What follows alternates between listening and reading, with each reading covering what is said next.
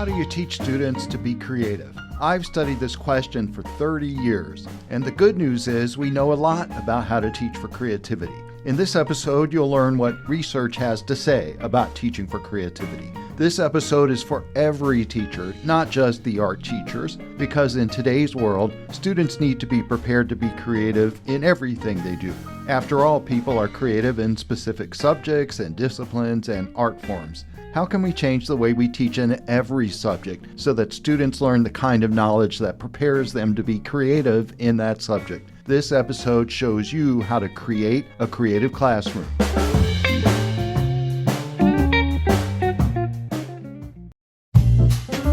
Welcome to the Science of Creativity, your home for insights and inspiration about art, design, and invention. I'm your host, Dr. Keith Sawyer. My mission is to inspire you with stories of brilliant creators and world-changing inventions. You'll learn about the latest psychological studies and gain insights about creativity that will help you reach your full creative potential.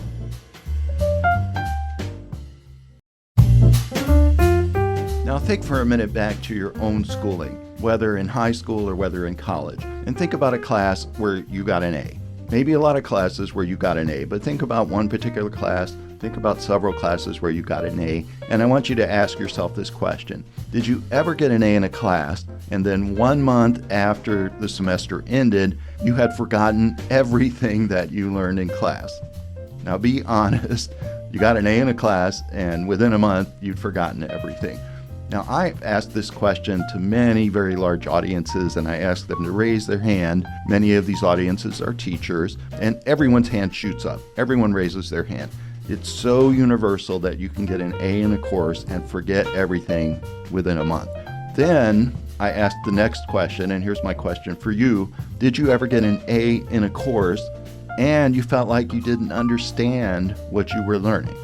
You got an A in a course, but you never really understood it. I asked that question as well to large audiences of teachers, and they all raised their hands. Well, I'd say more like 2/3 of the people raised their hands. And they're looking around at each other, and no one's shy, no one's embarrassed about it. And I think that's because they all know that everyone else is in the same situation. So we all know that you can get an A in a course and forget it within a month. We all know that you can get an A in a course and not really understand anything about it. Now that's a huge problem. And what is the problem? The problem is that we're teaching with a method that I call instructionism. It's a cultural model of school that's embedded in schools today.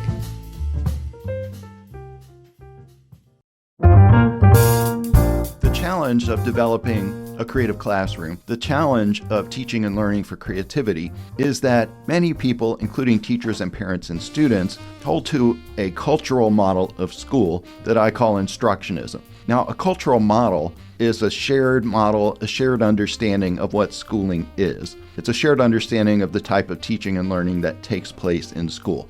What we see in most schools is a cultural model that I call instructionism. Now, the instructionist cultural model comes with 5 characteristics, and the central one is knowledge, the type of knowledge that students are learning in an instructionist classroom, and it's the type of knowledge that teachers are teaching, of course. So that's the central component of the cultural model. And in instructionism, the type of knowledge that's being taught is a fairly superficial and shallow type of knowledge, where students learn isolated pieces of knowledge, the sort of tiny chunk of knowledge that you could test with a multiple choice test, maybe even just one question. That's the first component of a cultural model, the knowledge that you're teaching. A second component of the cultural model is the goal of school. Well, the goal of school in an instructionist school is to get facts and procedures into students' heads. This shallow conception of knowledge is that knowledge is a set of isolated facts and procedures. So, of course, the goal of school is to get the facts and procedures into students' heads. Now, the third characteristic of cultural model is the role of the teacher. In an instructionist school, the role of the teacher is to be the person who knows that type of knowledge, the shallow and superficial facts and procedures, and their role is to deliver those facts and procedures into students' heads. Sometimes it's called the transmission and acquisition model of teaching and learning, or maybe more colloquially, it's called the football model, where you're passing the knowledge to the student. So the teacher is the one who's the expert, who has the knowledge, and then is transmitting that knowledge to the student. The student acquires the knowledge. But in instructionism, we're still talking about a type of knowledge which is isolated and shallow facts and procedures. The fourth component of a cultural model of school is curriculum. How do you sequence the education that you're delivering to the students? Now, when you have this type of knowledge, this isolated facts and procedures, the shallow and superficial knowledge, then your conception of curriculum is pretty straightforward. First, you teach the simpler facts and procedures, and then as you go through the curriculum, you teach more and more complex facts and procedures. You have this notion of prerequisites, where the smaller, simpler facts and procedures you have to learn first because they're prerequisites for more and more complex knowledge. That's what you get in an instructionist cultural model. And then the fifth component of a cultural model is assessment. In instructionism, the way that you assess is to count up the number of facts and procedures that students have memorized. Really, you're just assessing memorization. The more rigorous tests, you might assume, are the ones that assess for more stuff, more facts and procedures. So this is the cultural model of teaching and learning that I call instructionism, where the central component is knowledge, the type of knowledge that you're learning, which is shallow and superficial. The goal of school is for students to acquire those facts and procedures. The role of the teacher is to be the expert who knows the facts and procedures and then transmits them to the students. The way you structure the curriculum is to go from simpler and smaller facts and procedures to more and more complex ones. And then the function of assessment is to count up how many facts and procedures that you've learned. Well, the problem with this is that it's a horrible model of teaching and learning. It's not aligned with the science of how people learn. We know for decades of research that when you try to teach this type of knowledge, this superficial facts and procedure knowledge, that students develop a very shallow and superficial understanding of the material. Retention of the material is horrible. People learn knowledge, they do well on the test, and then they forget right away what they've learned. Understanding is shallow, so you don't have a deeper understanding of the material. You can get an A in a class and you don't really know what you've learned. You don't understand what you've learned. So you don't get retention and you don't get understanding, and you don't develop the ability to go beyond what you've learned. You don't develop an adaptive understanding. And after all, that's the whole purpose of creative teaching, is you want students to be able to take what they've learned and be creative with that knowledge. Instructionism really is an ineffective pedagogy. And in my field of the learning sciences, when learning scientists get together at a conference or wherever, we don't have any group of learning scientists who is defending instructionism. There's no debate within the field of the learning sciences. Everyone knows that instructionism is an ineffective pedagogy. It's an ineffective cultural model. And that's what makes it challenging to change. Because it's a cultural model, almost everyone assumes this is the way schooling works. Parents think this is the role of the teacher. Parents believe that if their students are learning more facts and procedures, that they're actually learning more. If you put more questions on the test at the end of the year, it's considered to be more rigorous because you're assessing whether students have learned more, but you're still assessing whether they've learned more of the superficial and shallow knowledge. Instructionism is bad pedagogy, but instructionism is embedded in schooling in the U.S. culture. It's very hard to change a cultural model because in many cases people don't even know that it is a cultural model. They don't know because they have this implicit, unstated assumption about how schooling works. When you have that sort of cultural model, it's very difficult to accomplish change.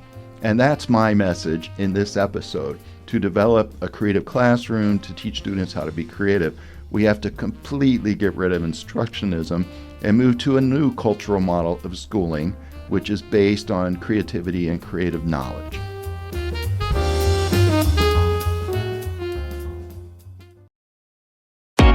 Creative knowledge is the kind of knowledge that prepares students to be creative. In instructionism, you learn isolated facts and procedures that are disconnected, and you're not prepared to use those facts and procedures to go beyond what you've learned. This instructionist type of knowledge doesn't prepare you to be creative. Instead, what we should be teaching is creative knowledge. And we need to create environments in classrooms where students are learning creative knowledge instead of the shallow and superficial knowledge associated with instructionism. So what is creative knowledge? Creative knowledge is a deeper conceptual understanding rather than the shallow facts and procedures that you memorize. When you have creative knowledge, you have a deeper conceptual understanding of information that is connected in rich networks of understanding. Now we're talking about the cultural model of teaching and learning that is associated with creativity in the creative classroom. The knowledge is the first component. The second component is the goal of school. In a creative classroom, the goal of schooling is to prepare students to build new knowledge, not to teach them knowledge that already exists, so they memorize it, but to prepare them to build new knowledge. Now, the third component of the cultural model is the teachers. Teachers are the people who scaffold and facilitate collaborative knowledge building among their students, as opposed to in instructionism, where the role of the teachers is, as I said, the football metaphor, to transmit the facts and procedures that they know to the students. But in a creative classroom, the role of teachers is to scaffold and facilitate students as they build their own knowledge. The fourth component of the cultural model of the creative classroom is the curriculum. Now remember, in instructionism, the curriculum was pretty straightforward and linear. You would start with simpler facts and procedures, then you gradually would build up to more and more complex facts and procedures. In a creative classroom, you start learning integrated and contextualized knowledge from the beginning. You don't have to wait until toward the end of the semester to get that more advanced conceptual understanding. You need to get the integrated and contextualized knowledge right from the beginning. And then the fifth component of a cultural model of teaching and learning is assessment. In instructionism, remember, you just count up the number of facts and procedures that students have learned. But we know retention is horrible. You don't get to understanding if that's the kind of knowledge that you're learning. So assessment in a creative classroom is more of an authentic form of assessment.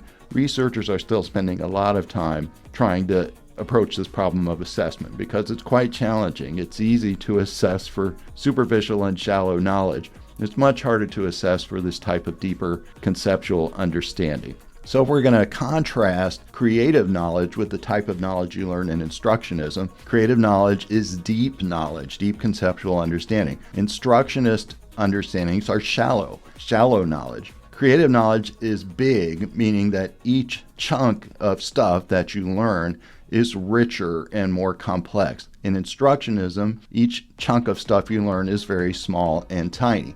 You learn how to add two-digit numbers, right? But in creative knowledge, you develop an understanding of what addition is fundamentally as a concept. Creative knowledge is connected knowledge, where everything that you're learning is connected to everything else that you're learning. But instructionist knowledge is compartmentalized. Each thing you learn as an isolated understanding, but you don't learn how to connect it to other things that you're learning. And then finally, creative knowledge is a flexible and adaptive sort of knowledge, whereas instructionist knowledge is static. It's brittle. You can't modify it. You can't adapt it. You've just memorized it as it is. So this is the contrast between creative knowledge and instructionism. Creative knowledge is deep, big, connected, and flexible. And this is the type of knowledge that prepares students to be creative. When they learn in an instructionist manner, they learn the kind of shallow, small, compartmentalized, and static knowledge that does not prepare you to be creative with that knowledge.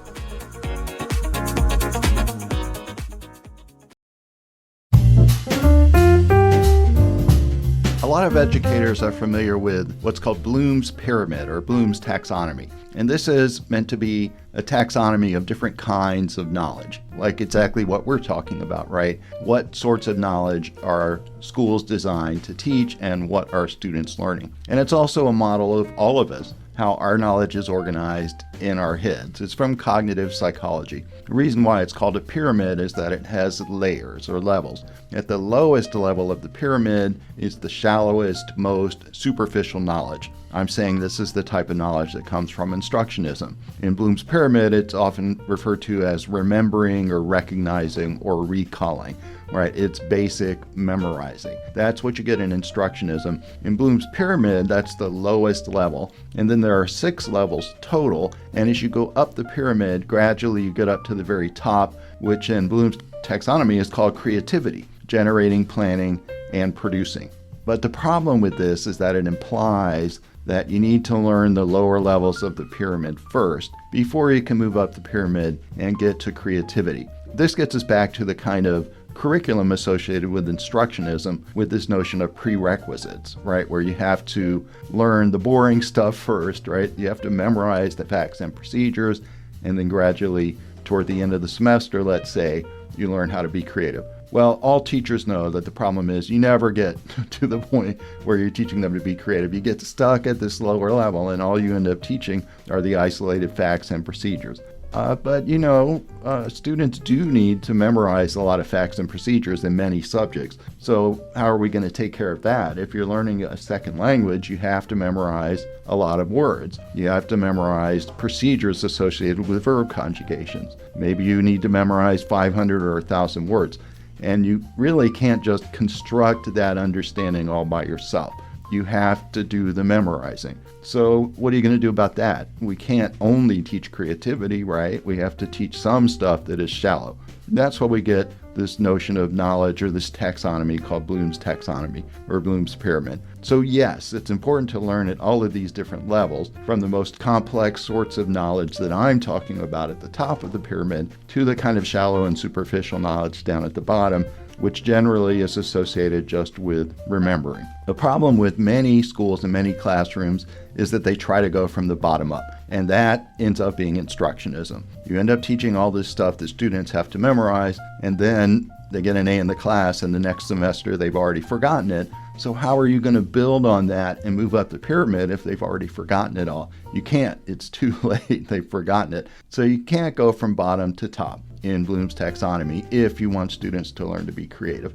So the other way you might think of would be to start at the top and go down, where, let's say, you learn to be creative first, and then in the context of that deeper conceptual understanding, then you learn to remember all the isolated facts and procedures, but this time you can learn them in the context, let's say, of the broader conceptual framework that you learned first. It turns out that doesn't work either, and we have a lot of cognitive psychology research showing that neither of these approaches work. If you try to go from the bottom up, you end up with instructionism, retention is bad, understanding is bad.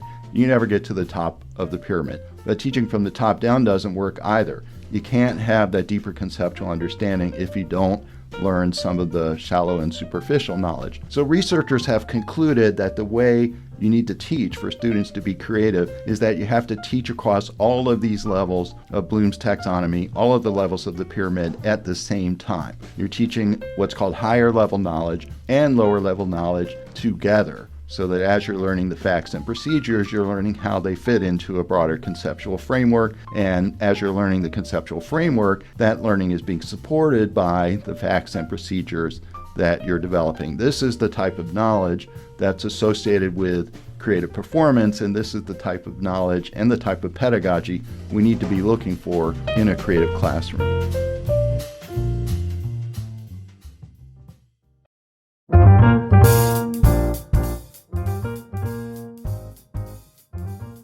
The reason why the creative classroom requires a different type of pedagogy is something that creativity researchers discovered quite some time ago, that creativity is what we call domain specific, as opposed to creativity being domain general. So think about it this way.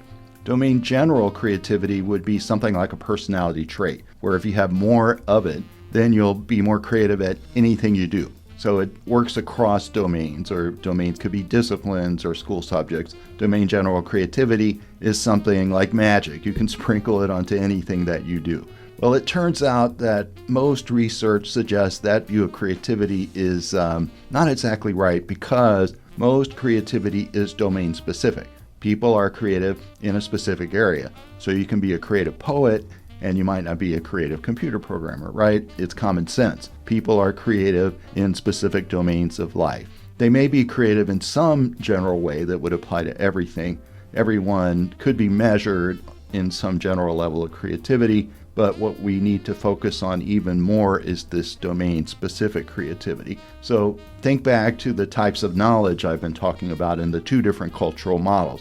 Cultural model of instructionism has a very shallow and superficial conception of knowledge. The cultural model of a creative classroom has a deeper conceptual understanding where knowledge is connected together. And the way that you deliver, the way you teach students, is that you teach these higher level and lower level knowledge together. So in domain-specific creativity, what we're talking about is teaching knowledge in a subject area, right? We're teaching knowledge in a discipline. I'm talking about changing the way you teach in a physics class so that you develop a kind of knowledge in physics that prepares you to be creative in that domain. So that's domain-specific creativity, and you need to develop the higher level and the lower level knowledge together before you can be creative in a domain. Domain-specific creativity requires this kind of creative knowledge that I've been talking about. And it doesn't matter how creative you are in some domain general way if you have experienced instructionism in a particular subject, and the only type of knowledge you have in that subject is memorized facts and procedures, most of which you've forgotten already anyway. Doesn't matter how generally creative you are, you have the wrong kind of knowledge in physics, right? Or in poetry writing. So you're not prepared to be creative with that knowledge. To be creative, to have a creative classroom, you need to be teaching students in a different way to prepare them to be domain-specific creative in your subject. And the way they get that kind of domain-specific creativity is with a different kind of pedagogy that focuses on creative knowledge.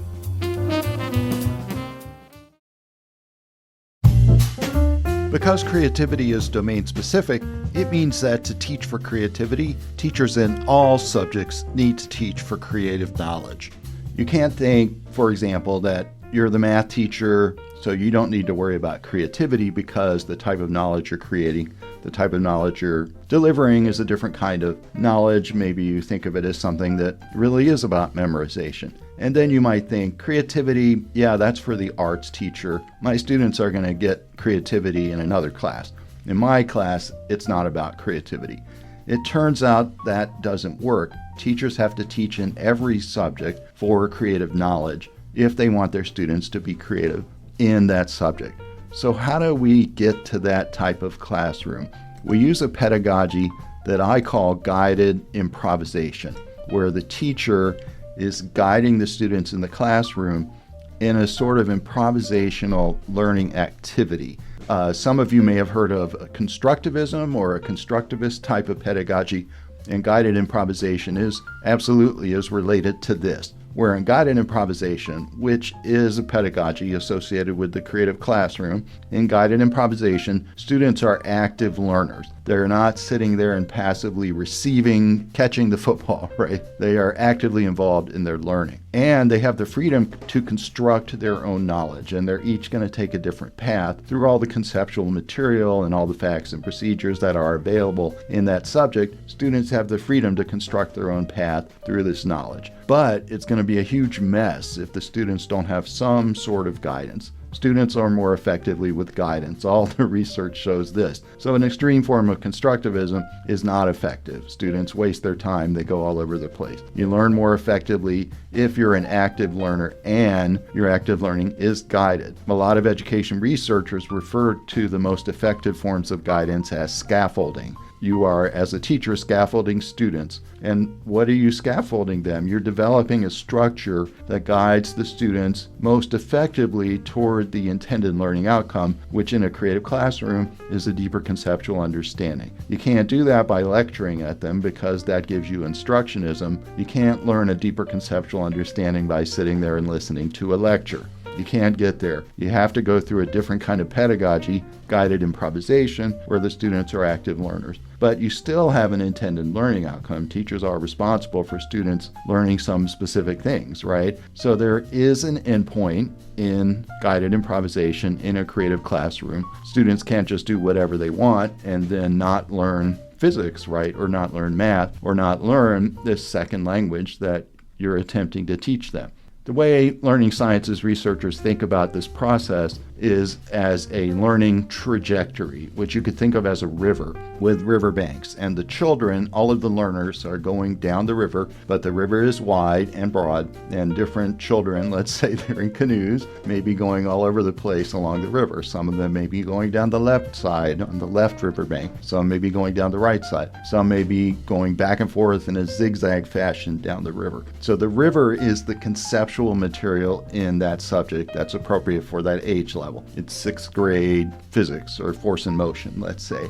And in a creative classroom, students can take different pathways through the learning trajectory. The role of the teacher is to essentially build the riverbank, right, in such a way that it guides all of those learners most effectively toward the intended learning outcome, even though all of them may be taking different paths. So each child in a canoe, let's say, is taking an essentially improvisational zigzagging path down the river, but they all, by the end of the day, get downriver to the same riverbank. And that's the magic of creative teaching and learning. That's the magic of guided improvisation, where each learner is learning through active construction of their own knowledge, but they're all also being guided down the learning trajectory, down the river to the intended learning outcome, which is a form of deeper conceptual understanding.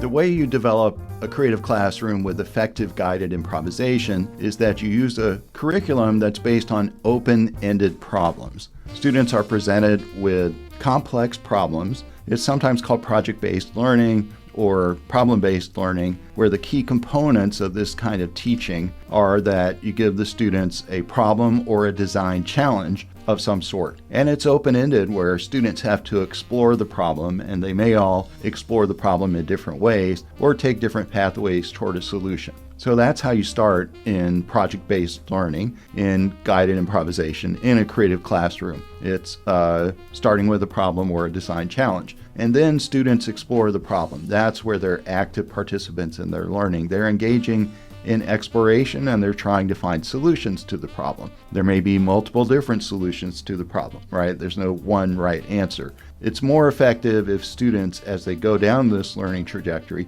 it's more effective if they create tangible products along the way. Something that everyone can see that addresses the problem or that solves or works towards, let's say, one part of the potential solution. They bring this into the classroom, they share it with the teacher and with the other students, and having this tangible product there serves the function of mediating the conversations between the teachers and the students in a way that researchers know actually enhances their learning of this deeper conceptual understanding. So these tangible products you could think of as prototypes, perhaps, and they are presented frequently for a kind of critique, let's say. Of course, constructive feedback, and that's also the role of the teacher in the creative classroom. You are acting as a guide through this process. And many educators will have heard this famous saying, which you need to move from being a sage on the stage to a guide on the side. And that's exactly what we've been talking about, right? The sage on the stage is instructionism, and the guide on the side is guided improvisation. So guided improvisation really does require these open-ended problems. Now contrast the open-ended problem with a well-structured problem. Well-structured problems are often used in classrooms by teachers because they fit pretty well into an instructionist school. In a well-structured problem, there really is only one pathway to the solution, and there's only one correct answer. When students solve that type of problem, they do not develop creative knowledge. They do not develop the ability to be creative. So I'm going to contrast now the well-structured problems, which don't lead to creativity, with the kinds of open-ended problems that do allow students to actively construct an improvisational pathway down this learning trajectory. In a well-structured problem, students are given all the facts that they need at the beginning. Right when you give them the problem, you say, here's all the information you need to solve the problem. In an open-ended problem, some things are unknown or uncertain. Students don't have all the knowledge at the beginning. And in fact, they don't know which knowledge exactly they're going to need to know to get to the solution. So part of what they're going to be doing is seeking out knowledge. In a well-structured problem, the goal is clearly stated. Everyone knows exactly where they're going and what it's going to look like when they're successful. In an open-ended problem, the goal is vaguely defined. Students don't know exactly what it's going to look like. And by the way, that can be very frustrating for students. Students, like everybody else, don't like ambiguity. They are going to ask, for more specifics. I don't know what you want me to learn. I don't know what you want me to do. Teachers are going to hear that when you're trying to teach in this way. But it's important that in an open-ended problem, the goal is vaguely defined. In a well-structured problem, you give the students all of the relevant parameters ahead of time. In an open-ended problem, some of the important parameters have to be discovered along the way. And by parameters, I mean the sort of constraints of the problem or the characteristics of the solution that have to be met. You don't know them all at the beginning. And again, this can be frustrating for students.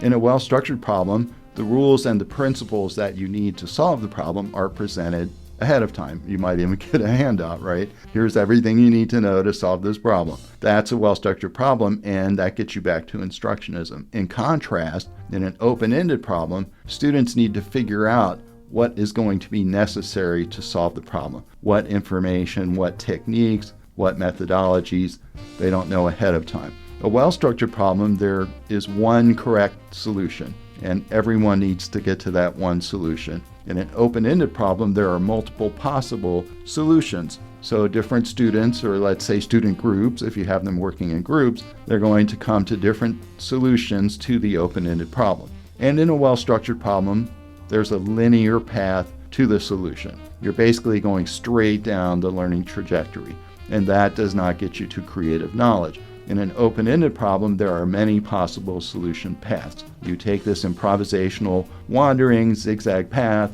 through the learning trajectory. Everyone ends up down the river at the end point of your journey in your canoes, but you get there in different ways.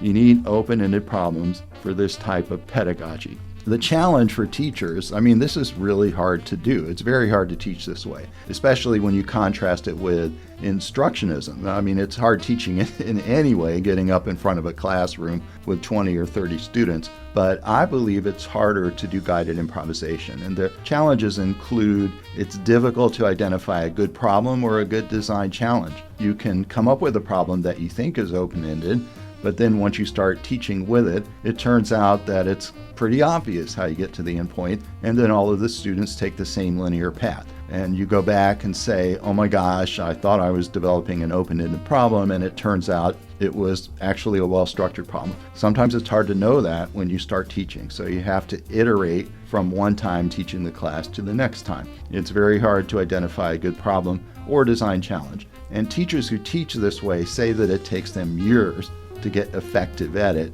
and that they handcraft their problems, their design challenges over the years. Another challenge is, okay, now you have a good design challenge, but now you need to, let's say, design the banks of the river, which I'm going to call project constraints. That these are the scaffolds that are going to guide the learner as they work on solving the design challenge. And it's very difficult to design the right kinds of project constraints. The difficulties are, one way you can make a mistake is that you have too many constraints. If you have too many constraints, and all of the students, again, end up taking this linear path down the river, down the learning trajectory. So that's too many constraints. And another way you can develop an ineffective project assignment is that you don't have enough constraints. And students, instead of going down a river, they're trying to cross a huge lake, and they just don't know where to go or what they're doing. That's too few constraints. It's very hard to know before you teach a project the first time whether you have too many or too few. So again, this requires a kind of iteration from semester to semester. It's difficult to support the creation of shared artifacts. Now remember, I said it's more effective if the learners come in with intermediate prototypes or something physical that they can show. It could be on a computer screen as well, but something external to their minds that they are showing or sharing with the class and the teacher. It's very hard to develop those kinds of assignments, like exactly what are the constraints of the interim assignment that I want my students to bring in. And then fourth, it's hard to guide students to give effective critiques of these interim projects or prototypes. That's a big part of this pedagogy, is the kind of collaborations that come from open conversation about these intermediate artifacts, and that forms a type of scaffolding that guides students towards a successful completion of the project. The teacher is the one that has to guide students in how to do that. It's not easy to give effective critiques.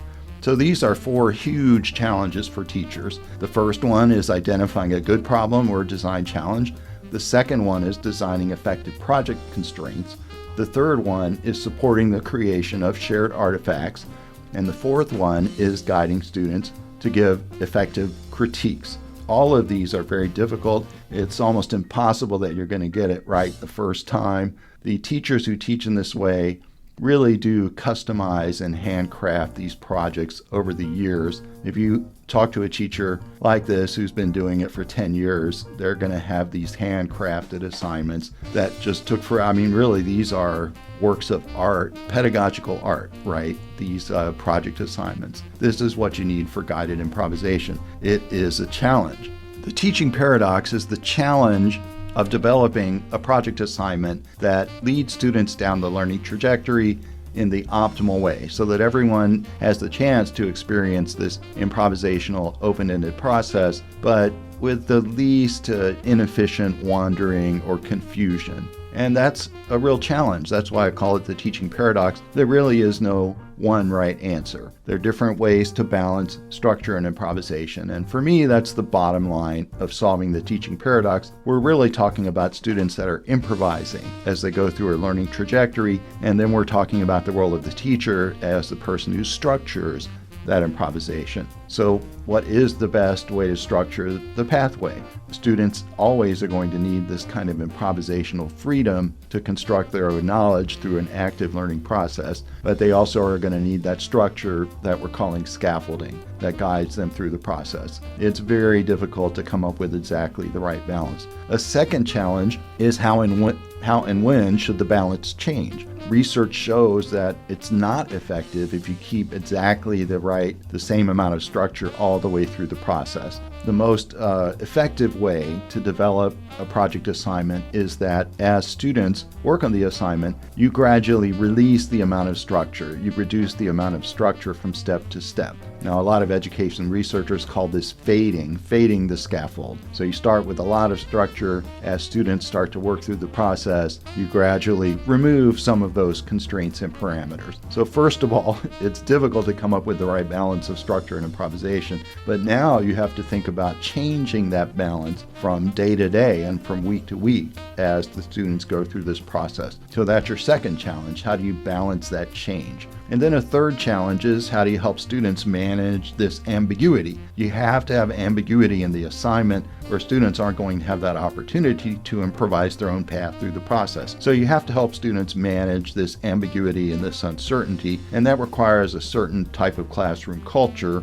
where students aren't afraid that they might be doing the wrong thing or that they might be making a mistake or that they're going to get a bad grade because they're not doing what your expectations are. So you need to help students manage this ambiguity and this uncertainty, and this can be a challenge for teachers, especially because it is also ambiguous for the teacher. You don't know exactly what's going to happen because each student and each student group are going to be taking different paths. You don't know when is the right time to fade this scaffold to reduce the amount of structure. So it's an ambiguous situation for the students, but also for the teacher. And we know from psychological research that when you're in an ambiguous and an uncertain situation, what that leads to is anxiety. And for the students, it can lead to anxiety and frustration because they're not getting to the answer right away and they're not sure if they're getting closer to the answer or if they're taking the right pathway through. It's also ambiguous for the teacher. So this requires a pretty strong,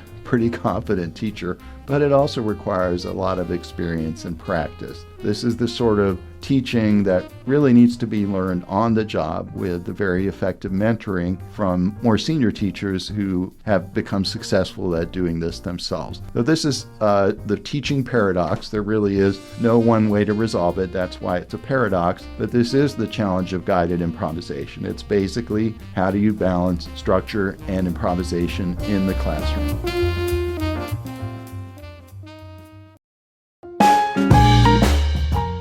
Well, here's my take-home message. We've learned that students need to develop creative knowledge to be creative in a discipline. So creativity is domain specific, and that means you have to Teach differently in every subject. Creativity is the responsibility of everyone in a school. It's not only something that the arts teacher takes care of or the theater teacher, but every subject has to be taught differently. You can't use instructionism and teach shallow knowledge and expect students to be creative in your discipline. Doesn't matter how much arts education you get, it's still not going to overcome the wrong kind of knowledge that you've been learning in instructionism. So take-home message is, first of all, that teachers need to teach deep knowledge in every subject. It's physics, it's math, it's history, it's a second language. You need deep knowledge in every subject. The shallow and superficial knowledge, we know from my questions at the beginning of the episode, you forget it right away. Retention is horrible. And you never develop that kind of understanding that's at the top of Bloom's pyramid.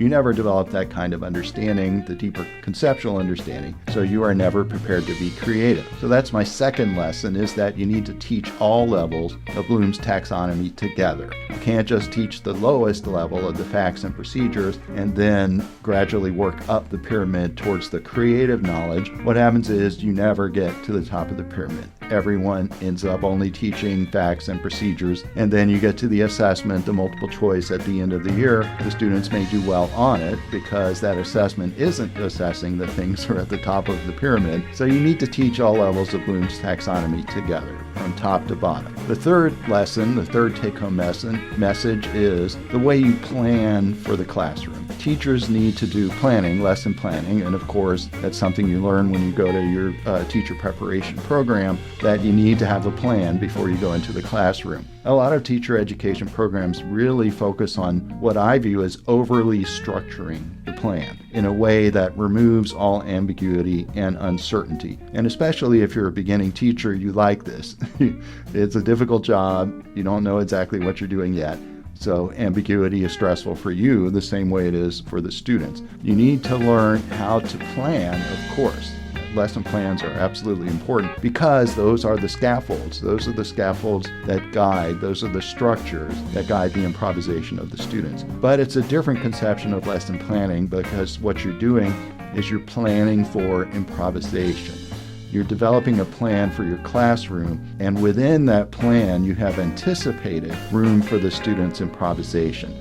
So in a way, your lesson plan is the banks of the river, right? It's the structure that's guiding the improvisational process. And then the fourth take-home message is that when you come into the classroom, that you teach using guided improvisation as your pedagogy, where instead of the sage on the stage, you are the guide on the side. You're teaching in a different way in the classroom to make it a creative classroom. So those are the four take-home messages. First, you need to teach deep knowledge in every subject. You can't leave creativity just for the arts. The second take-home message is that you need to teach all levels of Bloom's taxonomy together, from the lowest, simplest knowledge to the highest, most complex knowledge. The third take-home message is that you think about planning for a lesson in a different way. Lesson planning, you develop a structure for your class, but your structure has room in it for improvisation. And the fourth take-home message is that your classroom practice is different. You are now using guided improvisation, where you create a classroom where students have that freedom to improvise different pathways through the learning trajectory to their deeper conceptual understanding. It requires really a different set of interpersonal skills, different ways of talking with the students. And again, it's one of those things, in part, you can't learn that by sitting in a lecture hall in a teacher education program. It's one of those things that you really have to learn by doing. Guided improvisation gives students the deep knowledge they need to realize their creative potential.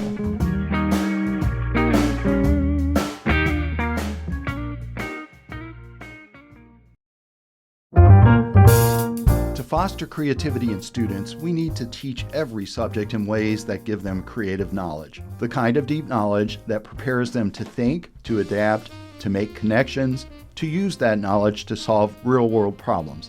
Creativity is based in a special kind of knowledge that I call creative knowledge. And a student won't get that knowledge if their classroom is instructionist. You can't lecture at students, you can't lecture creative knowledge and expect them to learn it. Every teacher in every classroom should aim to teach in ways that lead to creative knowledge. This is how you build the creative classroom.